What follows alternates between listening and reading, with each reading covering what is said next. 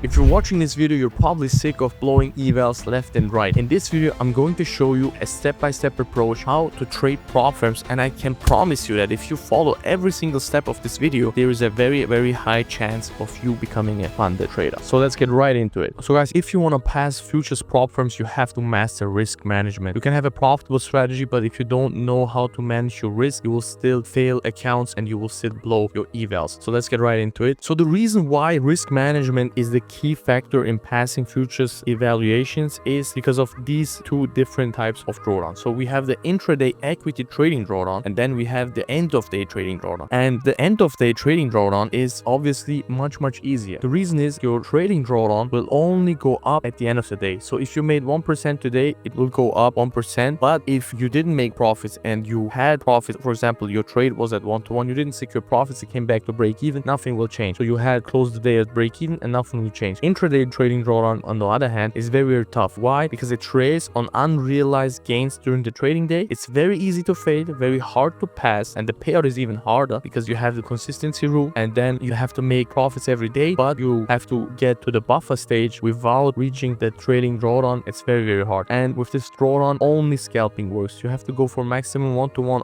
RR, because if you go for 1-to-5 or 1-to-3 and then the price comes back to 1-to-1, your equity trading drawdown will still go up, which is very bad, and you will blow your eval. But this is only recommended if you actually want to scale. For example, with firms like Apex, you can get up to 20 accounts, and then it's actually worth it to go through that headache with the equity trading drawdown for the intraday. But on the other hand, what I would recommend for you guys, especially when you're just starting out with futures, go for only accounts with the end of day trading drawdown. This is very important to understand this, because here we will not have trading drawdown on our unrealized gains. So it doesn't trail on unrealized gains during the trading day. You start every new day with 4% drawdown. So if you made 1% or 2%, your account is at 51k, your drawdown will be at 49k. So it always goes up, the drawdown stays same for 4%. Usually you will have a 40% consistency rule. It means basically that your best day cannot make up for more than 40% of the profit target. For example, your profit target is 3,000, your best day cannot make up more than 1,000. Very simple. These are not that easy to pass, but easy to get payouts, and very easy to hold your account because you don't have any equity intraday trading drawdown. So right here, for example, funding ticks. This is, I think, the easiest model right now in the future space. You have a profit target of $2,500. You have end of day trailing loss with $2,000. So you have to get a 1.25 profit factor because you have a $2,000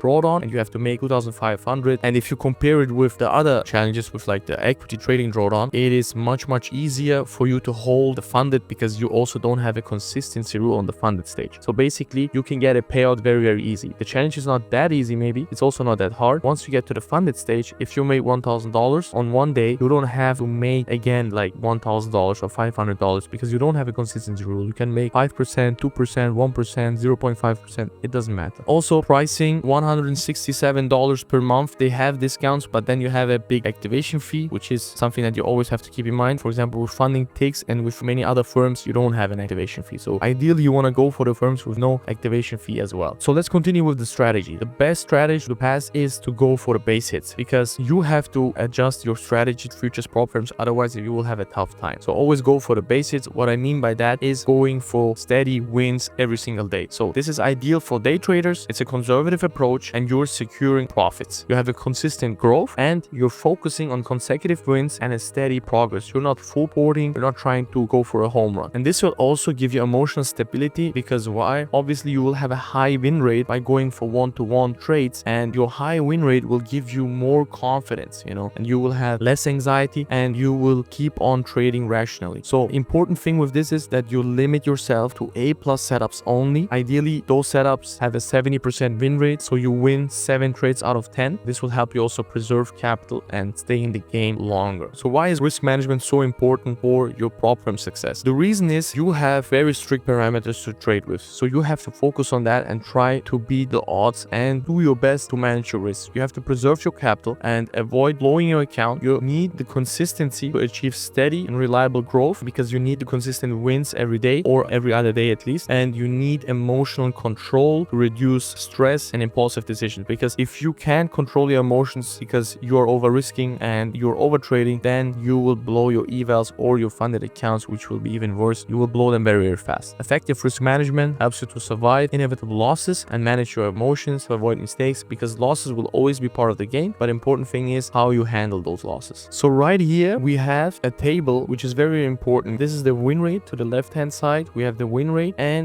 right here we have the number of trades, which will be the consecutive losing trades with a sample size of 50 trades. So if you have a 5% win rate, of course it's 100%, but let's look at 70%, for example, because 70% is where we are aiming. 60 to 70% is what you should aim for if you're going for one-to-one. So probability of seeing at least, for example, 2 consecutive losing trades within a sample size out of 50 trades on a 6% win rate is 100%, but then it goes lower and lower, and we don't want to see, for example, 6 losses in a row or 5 losses in a row. For example, with 70% having 5 losses in a row, it's 10%, you know, so it's a very, very low probability, and this is what you want to look for when you are trading futures prop firms. Because if you're trying to go for 5R, look at that. For example, with a 5R, let's say you have a 30% win rate, which would be profitable if you don't have like drawdown limitations. But problem right here with 30% win rate is we can have 11 consecutive losing trades even, and that's a 55% chance, and that's way too much, you know. That's why the one-to-one and the high win rate very, very important. So